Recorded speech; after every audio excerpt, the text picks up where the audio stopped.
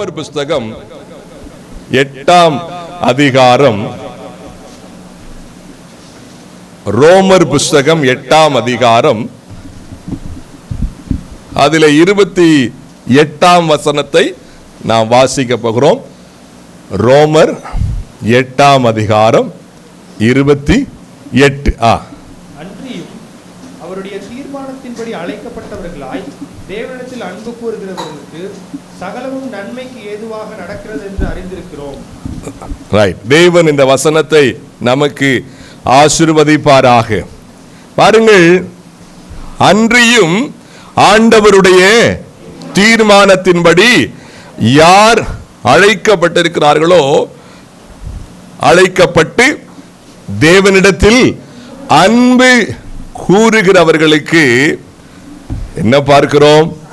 சகலமும் நன்மைக்கு ஏதுவாக இருப்பதாய் பார்க்கிறோம். தேவ பிள்ளைகளுடைய ஜீவியத்திலே உண்டாகிற அல்லது நடக்கிற எல்லா விஷயங்களுமே அது எல்லாரும் சத்தமா நன்மைக்கு ஏதுவாகவே நடக்கிறது. தீமைக்கு ஏதுவானதல்ல. அது தீமைக்கு ஏதுவானதல்ல. நிச்சயம் வாழ்க்கையிலே எது நடந்தாலும் தேவனை சொந்த இரட்சகராக ஆண்டவராக ஸ்வீகரித்திருக்கிற தேவ பிள்ளைகளுடைய வாழ்க்கையிலே எது நடந்தாலும் அதிலே ஒரு நன்மை உண்டு. அதிலே ஒரு நன்மை உண்டு. அதிலே ஒரு பிரயோஜனம் உண்டு. நிச்சயமாக ஆண்டவரை சொந்த இரட்சகராக ஏற்றுக்கொண்டிருக்கிற ஆணுடைய பிள்ளைகளுடைய வாழ்க்கையிலே எந்த விஷயமும் வீணானது அல்ல. எந்த விஷயமும் வீணானது. அதிலே ஒரு நன்மை உண்டு. அதிலே ஒரு பிரயோஜனம் உண்டு. அதிலே பயன் நிச்சயமாய் உண்டு. அதிலே சில அனுபவங்கள் நிச்சயமாய் உண்டு. என் அன்புக்குரிய தேவ பிள்ளையே, பாருங்கள், ஆணுடைய பிள்ளைகளுடைய வாழ்க்கையிலே இப்படிப்பட்ட ஒரு பிரத்யேக விஷயம் இருப்பது எத்தனை ஆசீர்வாதமானது. ஆண்டவரை ஏற்றுக்கொள்ளாத மற்ற மக்களுடைய ஜீவியத்திலே இந்த ஒரு ஆசீர்வாதம் கிடையாது.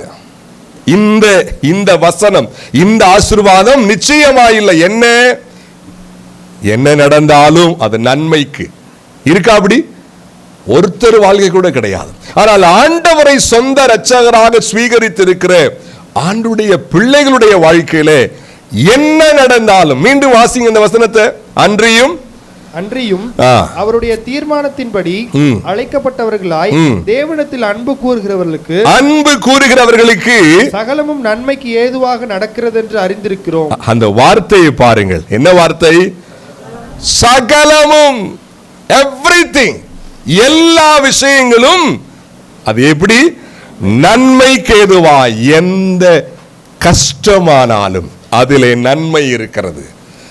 எந்த சோதனையானாலும் அதிலே உங்களுக்கான, எனக்கான ஒரு நன்மை, ஒரு பாடம் இருக்கிறது. பாருங்கள், பாடுகள் மட்டுமல்ல. எப்படிங்க? பாடுகள், போராட்டங்கள் மட்டும் நமக்கு நன்மையாய் இருப்பதல்ல. எந்த உயர்வானாலும் அல்லது எந்த சந்தோஷமாய் இருந்தாலும் அதற்குள்ளேயும் ஒரு நன்மை இருக்கிறது என கண்பானவர்களே. அதற்குள்ளேயும் உங்களுக்கான, எனக்கான ஒரு நோக்கம் இருக்கிறது. ஒரு நன்மை, ஒரு பயன் அதில் உண்டு. எதுவுமே அப்படியே வந்து அப்படியே போவதல்ல, அல்லது எதுவுமே தானாய் நடப்பதல்ல. எல்லாம் அந்த விதிப்படிங்க. எல்லாம் என்னது? விதிப்படி. தற்செயலா அப்படி ஆயிருச்சு. தேவ பிள்ளைகளுடைய வாழ்க்கையில அப்படி அல்ல எனக்கு அன்பானவர்களே. தேவ பிள்ளைகளுடைய வாழ்க்கையில் பாருங்கள், ஒரு பெரிய ஒரு வேத பண்டிதர் இப்படியாய் அவர் கூறுகிறார்.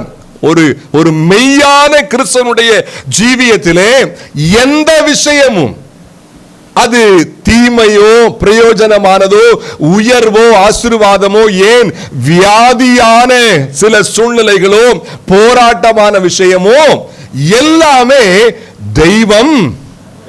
தெய்வம் அதை அனுமதித்திருக்கிறார்.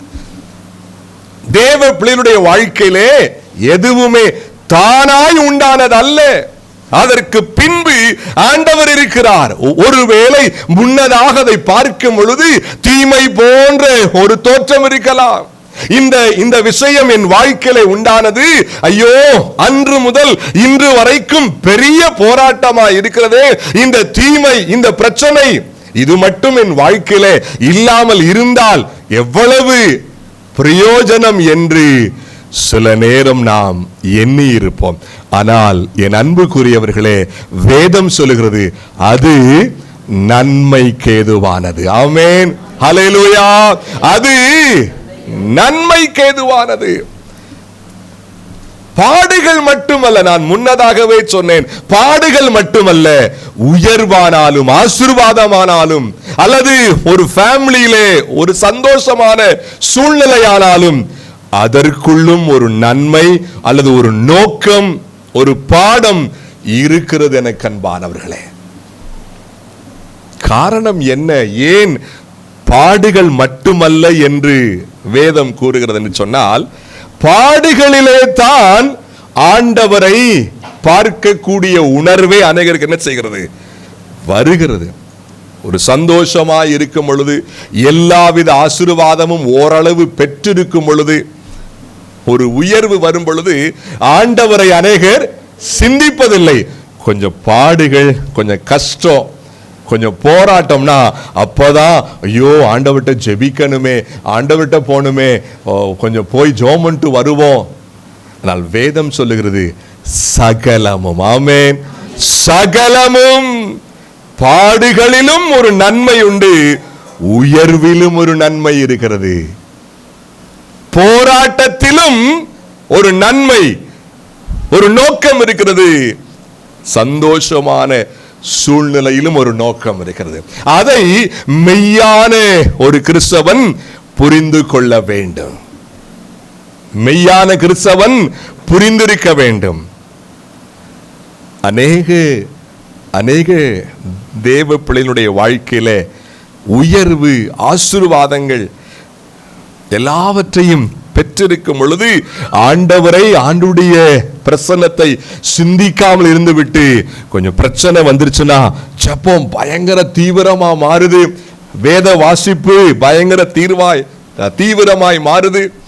அப்படி அல்ல எனக்கு அன்பானவர்களே. ஒரு கிறிஸ்தவன் பேலன்ஸ்டான ஒரு வாழ்க்கை செய்ய வேண்டும். ஒரு கிறிஸ்தவன் பேலன்ஸ்டான வாழ்க்கை. என் அன்புக்குரியவர்களே, ஒருவேளை வேலையில ஒரு சின்ன கஷ்டம் ஆயிருச்சு, வேலையில இந்த வேலையை தான், இந்த பிசினஸை தான் மிகவும் நான் என்னுடைய ஆதாரமாய் நான் என்ன செய்கிறேன், நான் சிந்தித்துக் கொண்டிருக்கிறேன். இதிலே போய் இப்படி வருத்தம் வந்திருக்கிறதே அல்ல, அதிலும் ஒரு நன்மை அடங்கி இருக்கிறது. ஒருவேளை அதை உடனே என்னாலும் உங்களாலும் பார்க்க முடியாமல் இருக்கலாம். ஒருவேளை உங்களால என்னாலே அதை சிந்திக்க முடியாமல் இருக்கலாம். நிச்சயமாய் தேவ பிள்ளைகளுடைய வாழ்க்கையிலே எந்த விஷயம் நடந்தாலும் அதிலே ஒரு தேவ நோக்கம் உண்டு, ஒரு நன்மை இருக்கிறது. அதை புரிந்து கொள்வோம். சற்று பொறுமையாக நம்ம என்ன செய்யணும், இருக்கணும். என் வாழ்க்கையில மட்டும் இவ்வளவு கஷ்டம், என்னோட வாழ்க்கையில மட்டும் இவ்வளவு போராட்டம், இவங்க அவங்களுக்கெல்லாம் அப்படி வரலையே, நான் மட்டும் இவ்வளவு கஷ்டப்படுறேனே. என் அன்பு தேவ பிள்ளையே, சோர்ந்து போய்விடாதே. உனக்கான பாடம் அதற்குள்ளே அடங்கி இருக்கிறது. உனக்கான நன்மை உள்ளே இருக்கிறது. அதை சற்று நீ பொறுமையோடு அதை நீ ஹேண்டில் பண்ணினால் அதனுடைய ஆசீர்வாதத்தை நீ புரிந்து கொள்ள முடியும். காரணம், வேதம் ஒருபோதும் பொய் சொல்லாது. சகலமும் நன்மைக்கு ஏதுவாய், ஆமென், மீண்டும் ஒரு முறையா இதை வாசிக்கலாமே. அன்றியும் அவருடைய தீர்மானத்தின்படி அழைக்கப்பட்டவர்களாய் தேவனிடத்தில் அன்பு கூறுகிறவர்களுக்கு சகலமும் நன்மைக்கு என்னங்க, சகலமும் நன்மைக்கு ஏதுவாக. ஃபேமிலிக்குள்ளே ஒரு இக்கட்டு, எங்கே எங்கே சத்தமா, ஃபேமிலிக்குள்ளே ஒரு பிரச்சனை, ஒரே போராட்டமா இருக்கு. புருஷனுக்கும் மனைவிக்கு இடையில, பெற்றோருக்கும் பிள்ளைகளுக்கு இடையில, அல்லது சொந்த பந்தங்கள் மத்தியிலே, அல்லது வேறு விதமான சோதனை. ஃபேமிலிக்குள்ள போட்டு என்ன செய்யறாங்க, என்னைய பந்தாடுறாங்கப்பா, இந்த மிதி மிதிக்கிறாங்க, இப்படி பேசுறாங்க. இதுல எனக்கு நன்மை உண்டு. ஆமென். அதுல கண்டிப்பாக நன்மை உண்டு. கர்த்தர் அனுமதிக்காம எந்த விஷயமும் நம்முடைய வாழ்க்கையிலே நடக்கிறதில்லை. அவர் பின்னதாக இருக்கிறார். அவர் பின்னணியிலே எல்லா காரியத்தையும் பார்த்து கொண்டுதான் இருக்கிறார். தேவ பிள்ளையே, ஃபேமிலிக்குள்ளே ஒரே போராட்டம், ஒரே பிரச்சனை, இங்கும் அங்குமாய் பல காரியங்களை பேசி இகழ்ந்து நிந்தித்து, ஐயோ எல்லாரும் வாயிலும் நம்ம விழுகிற மாதிரி இருக்கு, ரொம்ப கஷ்டமா இருக்கு. ஆண்டவரோட வாங்க நம்ம விழுந்துட்டோம். யோசிச்சு பாருங்க, அவரை எவ்வளவு இகழ்ந்தார்கள். என் அன்புக்குரியவர்களே, அதிலும் ஒரு நன்மை உண்டு என்பதை நாம் அறிந்து கொள்ள வேண்டும். அதிலும் ஒரு பாடம் உண்டு, ஒரு தேவ நோக்கம் இருக்கிறது. தேவ பிள்ளைகளுடைய வாழ்க்கையிலே எந்த விஷயமும் விதிப்படி தானா நடக்குது அப்படி அல்லங்க. அவர் பின்னணியிலே அவர் இருக்கிறார். அவர் எல்லாவற்றையும் பார்த்து கொண்டிருக்கிறார். ஒரு வியாதியான சூழல், ஒரு வியாதி, எத்தனையோ வருஷமாய் இந்த வியாதியோடு நான் போராடி கொண்டிருக்கிறேன். இந்த வியாதி என்னை விட்டு நீங்கின பாடில்லையே. ஆண்டவரே, இதிலுமா நன்மை? நிச்சயமாய். ஆவிக்குரியவர்கள் அதை புரிந்து கொள்வார்கள். ஆமென். யார் புரிந்து கொள்வார்கள்? ஆவிக்குரிய பார்வை உடையவர்கள் அதை நிச்சயம் புரிந்து கொள்வார்கள். அதாவது மாம்ச உணர்வோடு அந்த மாம்ச பார்வை இருக்கும் என்று சொன்னால் தேவ காரியங்களை எளிதாய் புரிய முடியாது. ஆவிக்குரியவன் எல்லாவற்றையும் நிதானிக்கிறான், ஆராய்ந்து பார்க்கிறான். ஒருவேளை ஆரம்ப கட்டத்தில் அது என்ன செய்யாம இருக்கலாம், புரியாம இருக்கலாம். இந்த வியாதி கூடவா எனக்கு நன்மையை கொண்டு வரப்போது? வியாதி இன்னொரு வியாதியை கொண்டு வருவதல்ல, அந்த வியாதிக்கு பின்பாக உண்டாகிற விளைவுகள் பிரயோஜனத்திற்காக.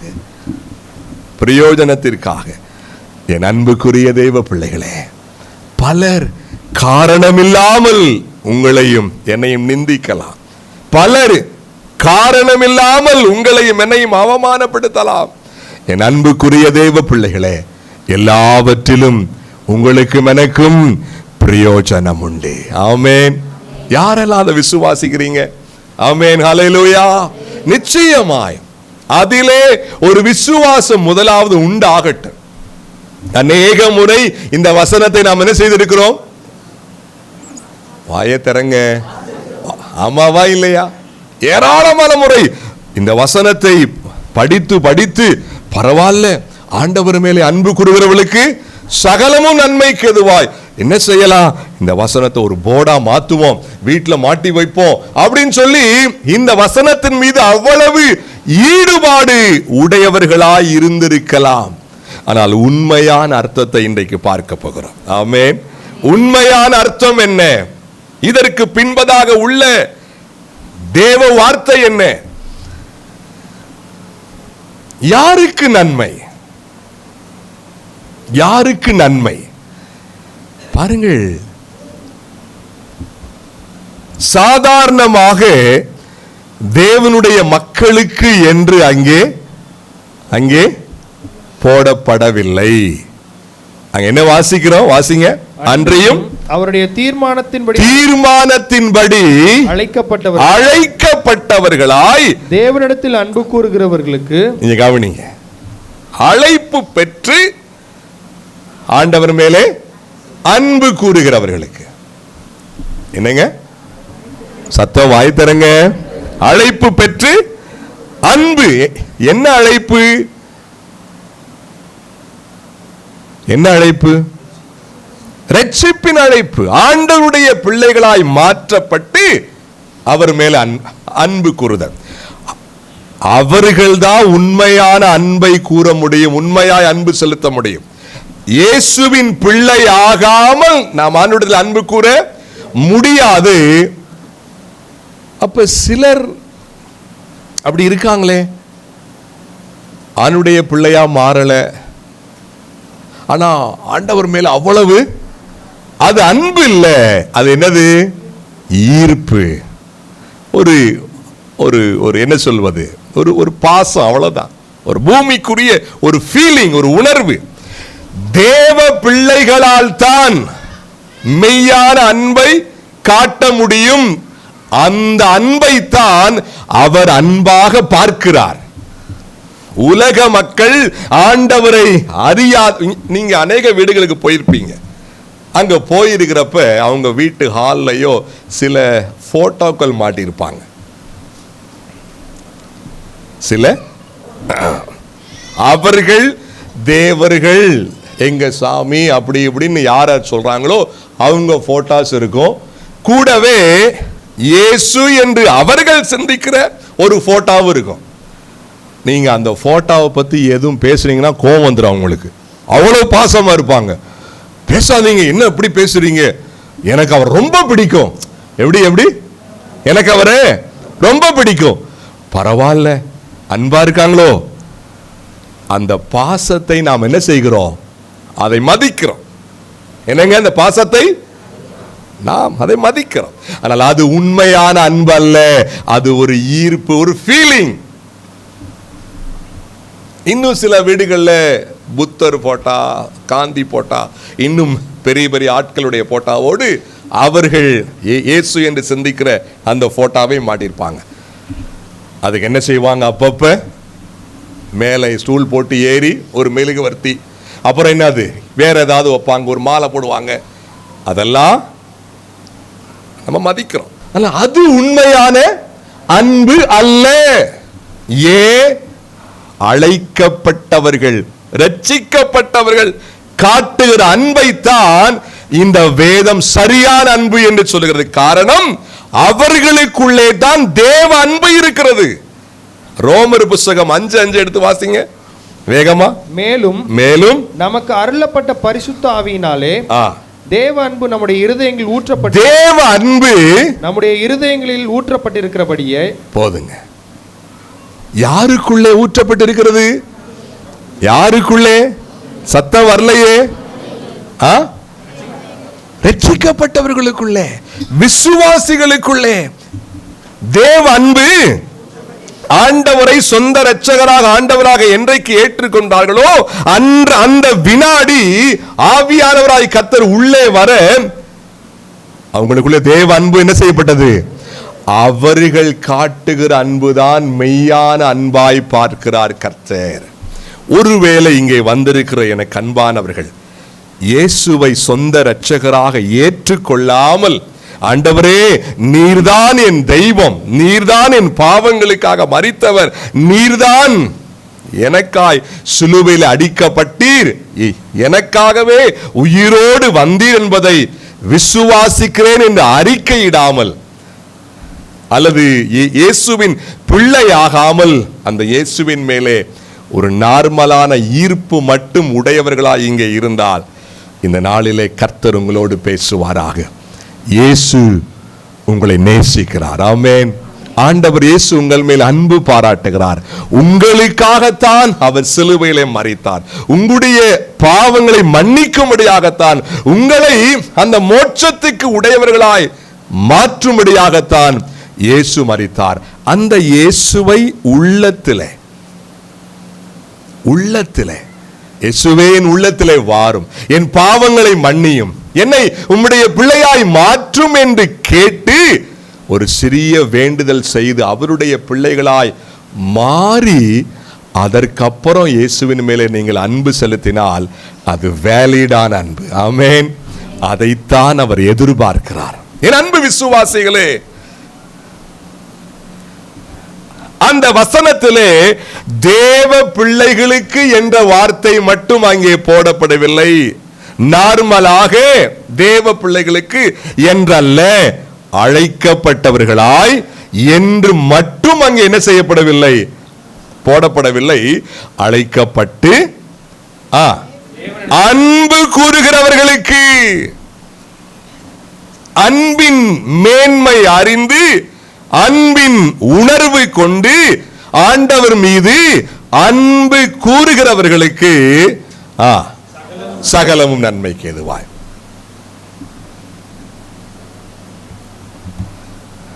என் அன்புக்குரியவர்களே, ஆண்டவராகிய தேவன் மீது அன்பு கூறுவது ஒரு கிறிஸ்தவனுக்கு உணர்வு பூர்வமானது. ஒரு கிறிஸ்தவனுக்கு உணர்வு பூர்வமானது, உள்ளத்தின் ஆழத்திலிருந்து உண்டாகக்கூடியது அவைகள். பாருங்கள், கிறிஸ்தவனுக்குள்ளே ரெண்டு மனுஷன் இருக்கிறான். இருக்கானா? இருக்கானா இல்லையா? எங்க இருக்கிறான் சொல்லுங்க. உள்ளான மனுஷன், அப்புறம் புறம்பானவன். அதாவது இந்த மனுஷன், அதாவது உள்ளே இருக்கிற மாம்ச உணர்வு சார்ந்த மனிதன் பிளஸ் ஆவிக்குரிய உணர்வு சார்ந்த மனிதன், ரெண்டு மனுஷன்.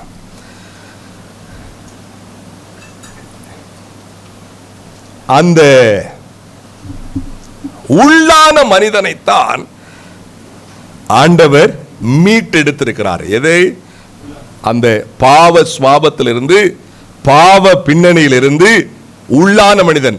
அவன்தான் உண்மையான மனிதனும் கூட. ஆமாவா இல்லையா? உள்ளான மனிதன் தான் மெய்யான மனிதன். அவனைத்தான் ஆண்டவர் என்ன செய்திருக்கிறார்? மீட்டெடுத்திருக்கிறார். அப்ப தேவன் மேலே ஒரு மனிதன் அல்லது ஒரு கிறிஸ்தவன் அன்பு கூறுகிறார் என்று சொன்னால் அது மேலோட்டமானது அல்ல, மாறாக உணர்வு பூர்வமானது, உள்ளானது என்று சொல்லலாம். அவரிலே அன்பு கூறுவது ஒரு கிறிஸ்தவனுக்கு கட்டாய கடமை. ஒரு கிறிஸ்தவனுக்கு தேவன் மேல் அன்பு பாராட்டுவது உச்சிதமான ஒரு பாச பிணைப்பு.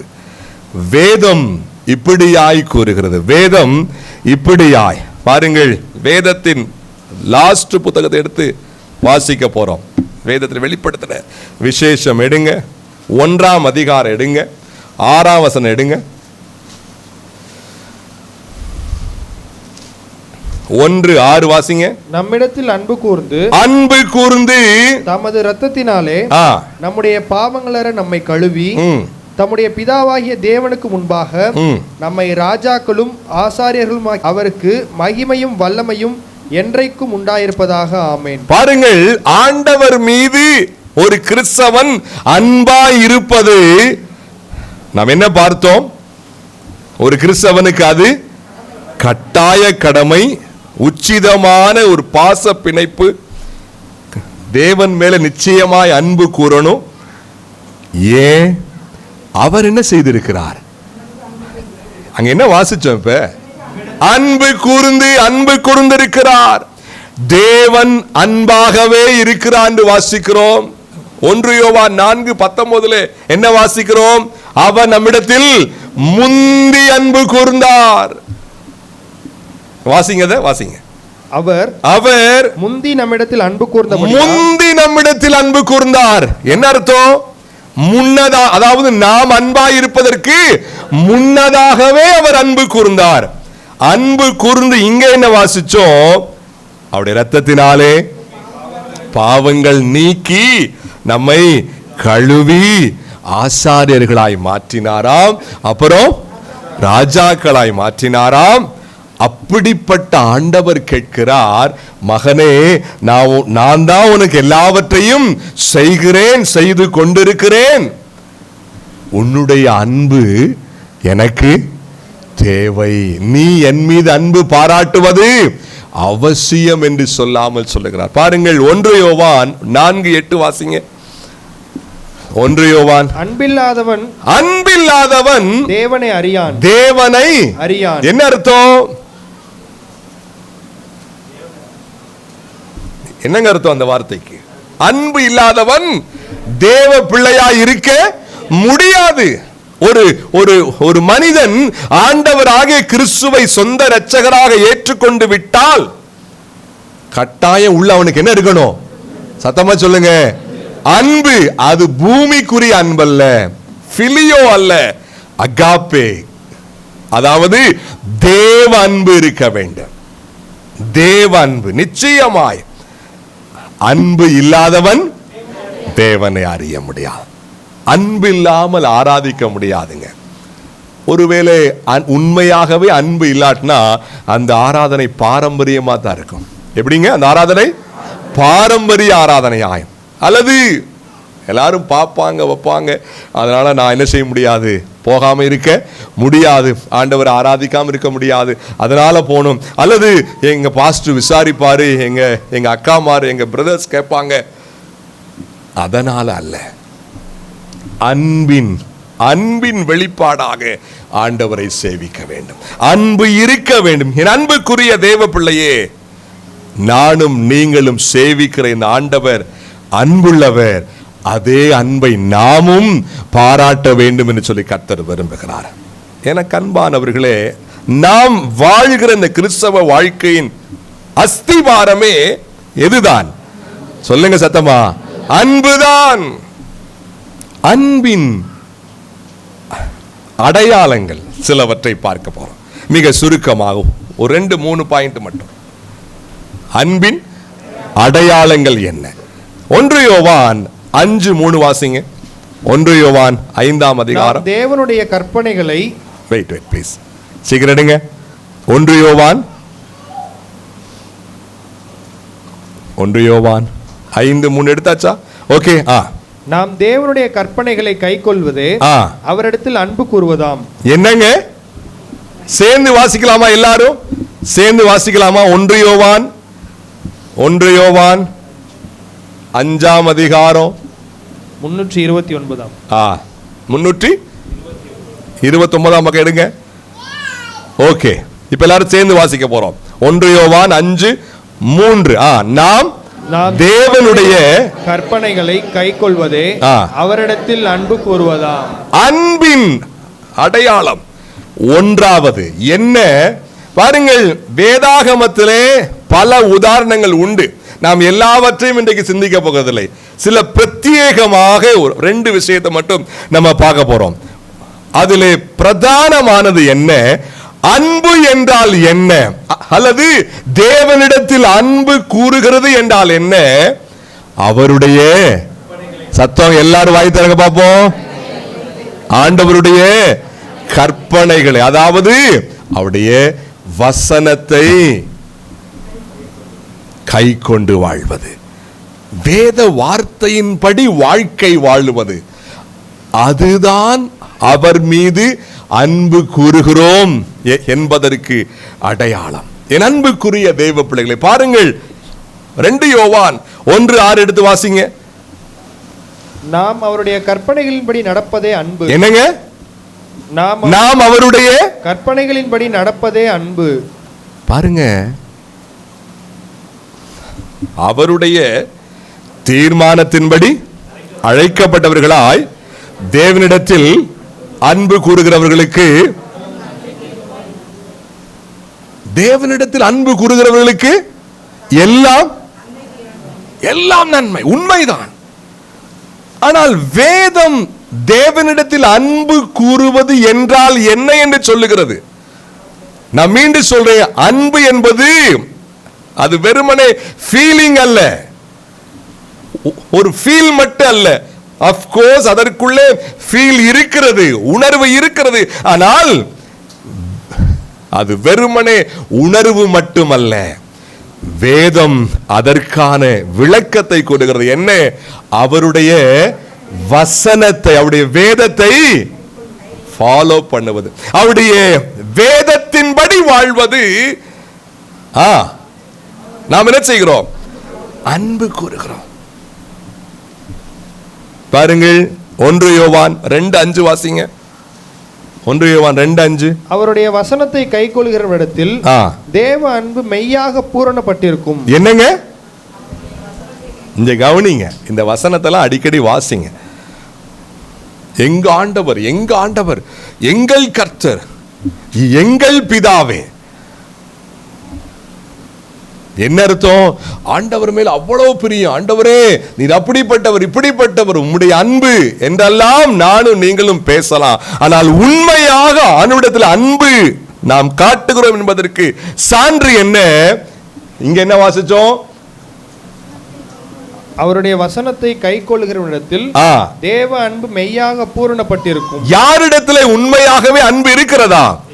அவருடைய வசனத்தை கைக்கொள்ளுகிறவரிடத்திலே, வேத வசனத்தை அன்றாடம் வாசித்து அதை தியானித்து, ஆண்டவரே இந்த வார்த்தையின்படி என் வாழ்க்கை இருக்க வேண்டும் என்று சொல்லி அந்த வார்த்தையின்படி வாழ்க்கையை யார் வாழ்கிறார்களோ அவர்கள் அன்பாய் இருக்கிறார்கள். வேத வாசிப்பே இல்லை, ஆனா நான் 15-40 வருஷ கிறிஸ்தவ அப்படின்னா பொய்யா உண்மையா? கொஞ்சம் யோசிங்க, சொல்லுங்க. ஒரு நாள் விட்டு ஒரு நாள் வேத வாசிப்பு, அல்லது 3 நாளைக்கு ஒரு நாள், அல்லது ஒரு வாரத்துக்கு. என்ன பிரதர் வேத வாசிக்கலையா? சோ டைட் பிரதர், நேரமே இல்லை. ஐயோ, தூங்கி காலையில வெள்ளனா எந்திரிக்க முடியல, நைட்டு 1 மணிக்கு தான் தூங்குறேன்.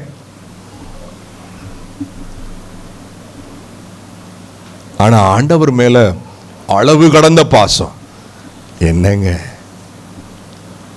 ஆண்டவரை ஏமாற்ற முடியாது, அவர் ஏமாளி அல்லவே. பிரதர், அவ்வளவு வேலை இருக்கு பிரதர். அவருக்கும் அவ்வளவு வேலை இருக்கு, எந்த நன்மையும் வராது, ஜாக்கிரதையா இருங்க. அன்பு கூறுகிறவர்களுக்கு தான் சகலமும் நன்மைக்கு, அன்பு கூறாதவர்களுக்கு அப்படி மாத்துங்க, தீமைக்கு தான். எல்லாம் தீமைக்கு நடக்கும். இது கூட பிரச்சனையா வருதா? அப்படி பேசிருக்கோமா இல்லையா? இது கூட பிரச்சனையா? இது கூட பிரச்சனையா? ஆமா, அவருடைய வார்த்தைகளின்படி நம்ம வாழலையே. அன்பு ஏன் பிரதர் நான் அன்பு கூறுறேன்? ஏன் ஆண்டவனா எனக்கு ரொம்ப பிடிக்கும் பிரதர், அந்த ஃபீல் வேண்டாம் என்று கர்த்தர் சொல்லுகிறார். அந்த ஃபீல் வேண்டாம். அப்புறம் வசனத்தை ஃபாலோ பண்ணுங்க, வசனத்தை வாசிங்க. டெய்லி காலையில இரவு அல்லது நேரம் கிடைக்கிறப்ப இந்த வேதத்தோடு நேரத்தை செலவு பண்ணுங்கள். அது அன்பு, உண்மையான அன்பு, அது அன்பு. பைபிள உள்ள வச்சாச்சு, தூசி படிஞ்சு இந்த வாரம் ஆராதனைக்கு போயிட்டு அப்படியே வச்சாச்சு. அடுத்த வாரம் சண்டே போறப்ப எங்க பைபிள் எடுங்க எடுங்க எடுங்க. ஏன்? ஊடால காணாம போச்சு, எங்க போச்சுன்னே தெரியல. ஏன்? வாசிக்க கூடாதுன்னு இல்ல பிரதர், பிஸியா இருக்க பிரதர். சாப்பாடு நடக்குதா? 3 வேளை இருக்கான்னு கேக்குறேன். காலை பிஸின்னு சொல்லலாமே. ஐயோ பிஸியா இருக்கேன், என்னால சாப்பிட முடியல. யார் சொல்ல முடியும் அப்படி? எவ்வளவு பிஸியா இருந்தாலும், எவ்வளவு வேலை அதிகம் இருந்தாலும், ஏன் வீட்டிலே வேலையோ அல்லது வெளியே ஆபீஸ் வேலையோ, சாப்பிடு. காலை, மதியம், இரவு, இது போக சாயங்காலம் ஸ்நாக்ஸ் டைம். என்ன டைம் சொல்லுங்க? டீ, கொஞ்சம் வடை அல்லது ஏதாவது. பைபிளுக்கு நோ டைம். ஆனா நான் ஆண்டவர் மேல அன்பா இருக்கிறேன், அவரை ஏமாத்த முடியாது மகளே மகனே. அல்லது போட்டாவிலே கிடையாது அவரு. ஐயோ ஆண்டவரே என்ன செய்யலாம், பார்த்துக்கிட்டே இருக்கிற மாதிரி இருக்கு, ஒரு ஸ்கிரீனை போட்டு மற, அப்படிலாம் செய்ய முடியாது. அவரை எல்லாம் அவருக்கு நிர்வாண கோலம், எல்லாம் தெரியும். எவ்வளவு மூடி போட்டாலும் அவரால் பார்க்க முடியும், எங்கேயும் ஓட முடியாது. அவர் நன்மை செய்ய ஆயத்தமா இருக்கிறார். நாம் உண்மையாகவே அன்பு கூற ஆயத்தமா? அந்த கேள்வி வைக்கிறார். அன்பு அன்பு ஏசப்பா மேல அன்பு கூற அந்த பேச்சை விட்டவங்க பைபிளை படிங்க, அதை கை கொள்ளுங்க, அன்பா இருக்கிறீங்கிறத அவர் புரிஞ்சுக்குவார். நம்ம பைபிளே வாசிக்க மாட்டோம், வேதத்துல எந்த விளக்கமும் தெரியாது, வேத வசனம் தெரியாது. ஆனா பேர் என்னது? பேர் என்னங்க? சத்தம் வரலையே. கிறிஸ்தவன். அது வைராக்கியமான கிறிஸ்தவன். நல்லது, அதெல்லாம் வேண்டான்னு சொல்லல. அவருடைய வசனத்தை ஃபாலோ பண்ணுகிறது. பாருங்கள், அன்பு என்பது வெறுமனே உணர்ச்சி வசப்படுவது கிடையாது. என்னங்க என்னங்க அன்பு என்பது வெறுமனே உணர்ச்சி வசப்படுவது அல்ல. யாராவது ஒருத்தரை பார்த்ததும் பாசத்தில் அப்படியே அங்கிருந்து என்ன வரும்? கண்ணீர் பொங்கிக்கிட்டு வரும். யோ, அப்படியே வார்த்தைகள் அப்படியே பழுக்க தழுக்க ரொம்ப ரொம்ப நாள் ஆச்சே. எப்படி? ரொம்ப நாள் ஆச்சே. உணர்ச்சி வசப்படுவது கிறிஸ்தவ அன்பு அல்ல. என்னங்க? சத்தமா வாய் தரங்க. உணர்ச்சி வசப்படுவது கிறிஸ்தவ அன்பு அல்ல. அல்லது பாசத்தை மட்டும் போலியாய் காட்டுவது கிறிஸ்தவ அன்பு அல்ல. அவருடைய வார்த்தையோடு ஒன்றித்து போக வேண்டும், அதுதான் அன்பு. ஆமென், ஹல்லேலூயா. ஆண்டவருடைய வார்த்தையோடு ஒன்றித்து நடக்க வேண்டும். ஆண்டவர் பேசுவதை ஆமோதிக்க வேண்டும். எப்படி? வாயில ஆமா ஆமான் கூறுவதல்ல, வாழ்க்கையிலே ஆமோதிக்க வேண்டும். என் அன்புக்குரிய தெய்வ பிள்ளைகளே, அப்படிப்பட்டவர்களுக்கு சகலமும் சத்தமா நன்மைக்கு. உங்களுக்கு அவர் சகலத்தையும் நன்மையாக மாற்ற அவர் சித்தமுள்ளவராயிருக்கிறார். வேத வசனம் பொய்யானதல்ல. வேதம் ஒரு நாளும் பொய் சொல்லாது. அவர் ஆவலாயிருக்கு. காரணம், அவர் அன்பாய்த்தான் இருக்கிறார். இப்ப ஏன் என் வாழ்க்கையில தீமை போலதான் இருக்கு, நிறைய தீமை, நிறைய சிக்கல்? உண்மையாக அன்பு கூற ஆரம்பியுங்கள், சீக்கிரம் புரிஞ்சுக்குவீங்க அதுல ஒரு நன்மை இருக்கின்றது. ஆமென், ஹல்லேலூயா. இரண்டாவது மற்றும் இறுதியாக 1 யோவான் 5:1 எடுத்து வாசிங்க. இயேசுவானவரே கிறிஸ்து என்று விசுவாசிக்கிற எவனும் தேவனால் பிறந்திருக்கிறான். பிறப்பித்தவரிடத்தில் அன்பு கூறுகிற எவனும் அவரால் பிறப்பிக்கப்பட்டவனிடத்திலும் அன்பு கூறுகிறான். என்னங்க? மீண்டும் வாசிங்க.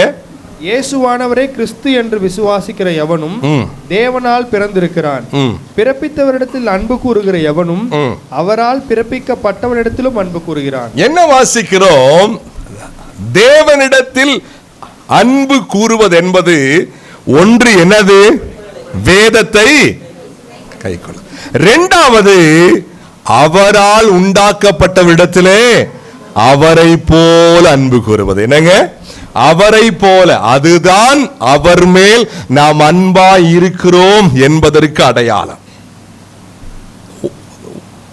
1 யோவான் 4:12 வாசிங்க. தேவனை ஒருவரும் ஒருபோதும் கண்டதில்லை. நாம் ஒருவரிடத்தில் ஒருவர் அன்பு கூர்ந்தால் தேவன் நமக்குள் நிலைத்திருக்கிறார், அவருடைய அன்பும் நமக்குள் பூரணப்படும். என்ன சொல்லுது இந்த வசனம்? தேவனை நாம் யார் என்ன செஞ்சதில்லை, ஆமாவா இல்லையா? இந்த மாம்ச பார்வையிலே ஆண்டவரை நாம் என்ன செய்ததில்லை, இதுவரை பார்த்ததில்லை. அவரிடத்தில் அன்பு கூறுங்கள் என்றால் அது எப்படி அன்பு கூறுவது? ஒரு கண்ணில் பார்க்கிற மாதிரி ஒருத்தர் இருந்தா தானே. ஆண்டவர் சொல்றாரு, என்னால உண்டாக்கப்பட்ட உன்னைய போல மக்கள் இருக்காங்க இல்லையா, அவங்க மேல நீ அன்பு கூறுவது என் மேல அன்பு கூறுவது. ஆமென், ஹல்லேலூயா. என் அன்புக்குரிய தெய்வ பிள்ளைகளே, மாம்ச பார்வையிலே பார்க்க முடிகிற உடன் மக்கள் மேல், உடன் பிறந்தவர்கள் மேல் அவரை போல நேசிப்பது அவர் மேல் அன்பு கூறுகிறோம் என்பதற்கு அர்த்தம். அவரை போல நேசிப்பது. பாருங்க, இன்றைக்கு ஆண்டவர் மேலே அன்பாய் இருக்கிறேன் என்று கூறுகிறவர்கள் வேறு யாரையும் அவர்கள் நேசிப்பதில்லை. அவர்கள் பார்க்கிற மக்கள், மேபி உடன் விசுவாசிகளை வச்சுக்கங்க, உடன் பிறந்தவர்களை வச்சுக்கங்க, வீட்டார் அம்மாவோ அப்பாவோ வச்சுக்கங்க, அல்லது அவருடைய மனைவி அல்லது அவருடைய புருஷன் அல்லது பிள்ளைகள், இவர்கள் மேலே எந்த அன்பும் அநேகர் காட்டுவதில்லை. ஆனா நான் என்ன செய்யறேன் ஆண்டவர் மேலே? அது எப்படி உண்மையா இருக்கும்? அது எப்படி உண்மையா இருக்குன்னு கேட்கிறேன். ஆண்டவர் மேலே அன்பாய் நான் இருக்கிறேன்னு சொன்னால் அந்த ஆண்டவரை தான் இந்த மாம்ச பார்வையில பார்க்க முடியாதே. அப்புறம் எப்படி ஆண்டவர் மேலே அன்பு கூறுவது? ஒன்று, அவருடைய வேதத்தின்படி வாழ்வது. இரண்டாவது, அவருடைய சாயலாய் உண்டாக்கப்பட்டு, ஆமென், யாருங்க?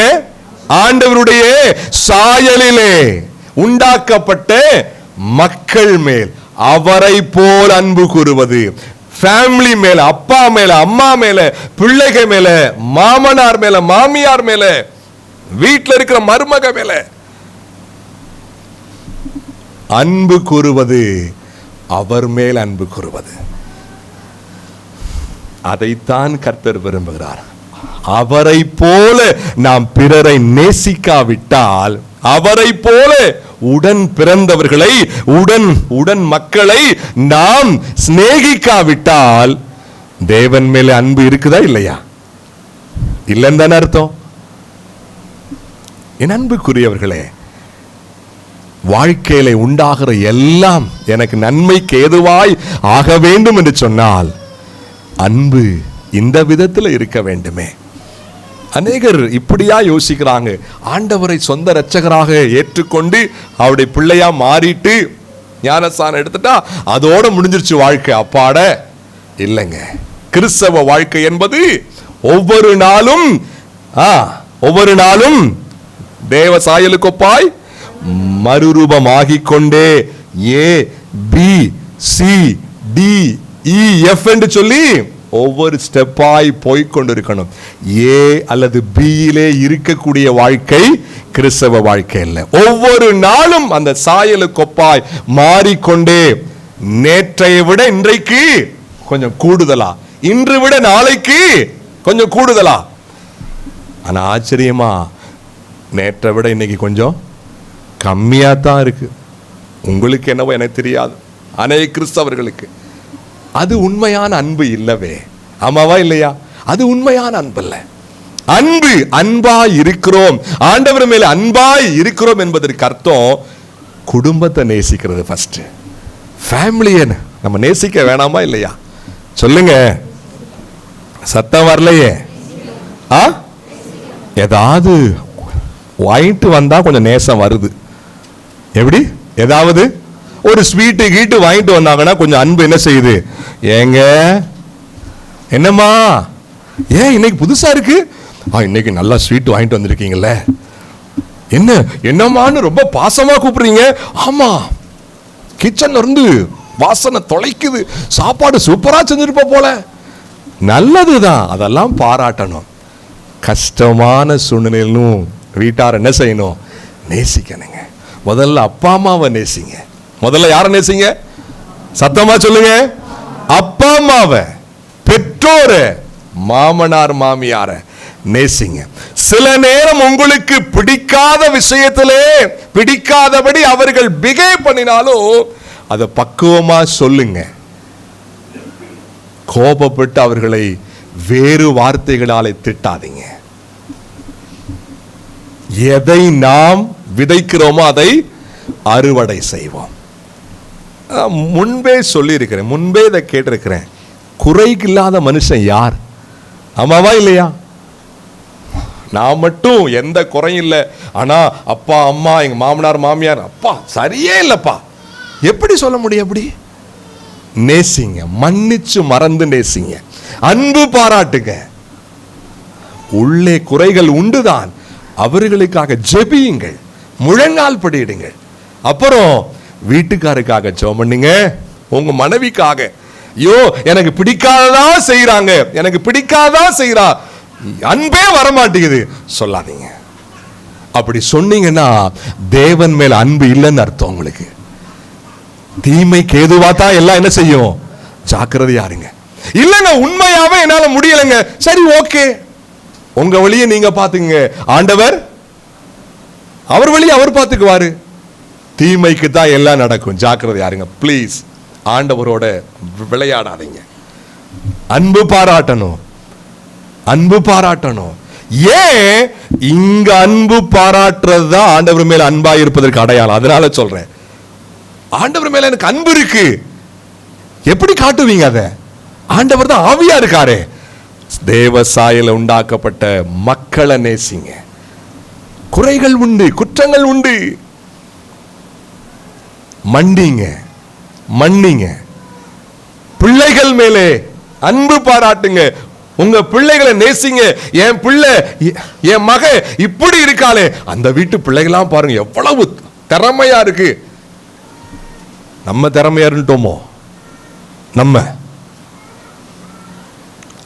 பிள்ளைகளை நேசிங்க, பாரபட்சம் பார்க்காதீங்க, பிள்ளைகள் மேல அன்பா இருங்க.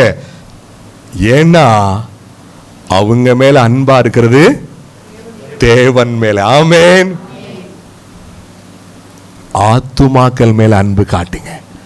ஹல்லேலூயா. ஆத்துமாக்கள் மேல அன்பு பாராட்டுவது யாருக்குங்க தெரியும்? அந்த வீட்டுக்கு போய் கிராமமா போய் ஊழியம் செய்றேன். ஐயா அம்மா அதை பார்க்கிறாரு கர்த்தர். ஆமென். ஏன்னா ஆத்துமாக்களுக்காக நீங்க போய் பார்த்து அவர்களுக்கு ஆண்டவரை பற்றி ஷேர் பண்ணுவது அது தேவன் மேலே அன்பாயிருப்பதற்கு சான்று. அன்பு பாராட்டணும் எங்க எங்க? ஆத்துமாக்கள் மேலே. அதுக்காகத்தான் நம்ம சபையில ஊழியம் செய்யுங்க செய்யுங்க செய்யுங்கன்னு சொல்லி ஆனா என்ன செய்யறார்? அடிக்கடி சொல்லிக்கொண்டே இருக்கிறார். ஊழியம் செய்யாம இருக்காதீங்க, ஆத்துமாக்களை ஆண்டவரை பத்தி சொல்லுங்க. என்ன? வெறுமனே கடமைக்காக இல்ல, அன்பு வரணுங்க.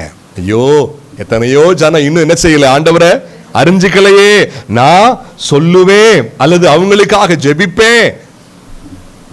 உடன் பிறந்தவர்களை, உடன் மக்களை, கூட பிறந்த மக்களை, பெற்றோரை, ஃபேமிலி மக்களை, உடன் விசுவாசிகளை, ஊழியக்காரர்களை, மூப்பர்களை, உதவிக்காரர்களை நேசிங்க. மன்னித்து அவர்கள் மேல் அன்பை ஆரம்பிங்க, அன்பை ஆரம்பிங்க. அவர் மீது அன்பு கூறுவது நாம் இது போலதான் அதை என்ன செய்ய முடியும்? காட்ட முடியும், காட்டணும். அன்பு என்பது நான் முன்னதாகவே சொன்னேன், அது வெறுமனே அது உணர்ச்சி வசப்படுதல் அல்ல. அன்பு என்பது கேரக்டர் சார்ந்தது. என்னங்க? என்னது அப்படின்னா?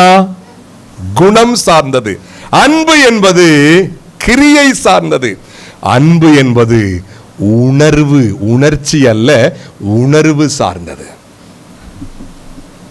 அப்படிப்பட்ட அன்பை ஒருவேளை இவ்வளவு நாள் காட்டிக் கொண்டிருக்கிறோம் என்று சொன்னால் மிகுந்த சந்தோஷம். தேவன் உங்களை ஆசீர்வதிப்பார். இன்னும் அதிகமாய் காட்ட பிரயாசப்படுவோம். ஒருவேளை இவ்வளவு நாள் அன்பு இல்லாமல் நான் இருந்து விட்டேன், ஆண்டவர் மேலே அன்பு உண்டு என்று நான் பேசினேன், ஆனால் அன்பா இருக்கு என்பதற்கு இதுதான் விளக்கம் என்பதை அறிந்த பிற்பாடு ஐயோ நான் அன்பு கூறணுமே என்ற தீர்மானத்துக்குள்ள நீங்கள் வந்தால் இன்றிலிருந்தே ஆரம்பிச்சிருங்க. எல்லாம் உங்களுக்கு நன்மைக்கு ஏதுவாய் நடக்கும். நம்ம எல்லாரும் அப்படியே தேவ சமுதிரம் முழங்கலாம்.